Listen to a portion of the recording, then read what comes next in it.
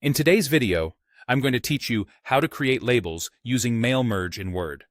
By the end, you'll be able to turn a simple spreadsheet into a full sheet of perfectly formatted mailing labels ready to print. First, open Microsoft Word. Head to the Mailings tab at the top. Click Start Mail Merge and then select Labels. This tells Word you're working with a label layout rather than a regular document, and it sets up the page to match the physical label sheets you'll print on later. It's important to do this at the very start so your formatting lines up correctly. Next, choose your label vendor and product number, then click OK. You'll find the vendor and product number on the box of your labels. Common brands list a code on the packaging. If you're unsure, check the product's template guide online.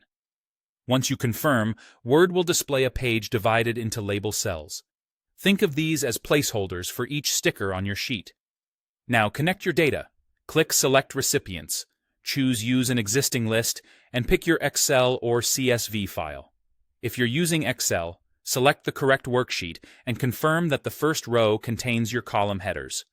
It's helpful if your columns are clearly named, things like first name, last name, address, city, state, and zip, so you can easily find the fields you need. Make sure your data has no blank rows or odd characters that might break formatting.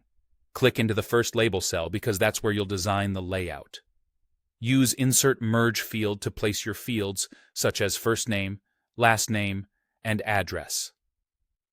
Add spaces, commas, and line breaks exactly where you want them to appear on the label. For example, a name on the first line, street address on the second, and city, state, and zip on the third. You can format the text like any normal Word document. Adjust the font, size, alignment, and spacing for a clean, readable result. When the first label looks right, click Update Labels. This copies your layout and formatting into every label on the page. If you make changes later to the first cell, remember to click Update Labels again so everything stays consistent. To finish, click Finish and Merge. Choose Edit. Individual documents if you want Word to generate a new document with all the labels so you can proofread and save a copy. Or choose Print Documents to send them straight to the printer. Use the correct paper settings for labels, and you're done. That's your Mail Merge Labels workflow, start to finish.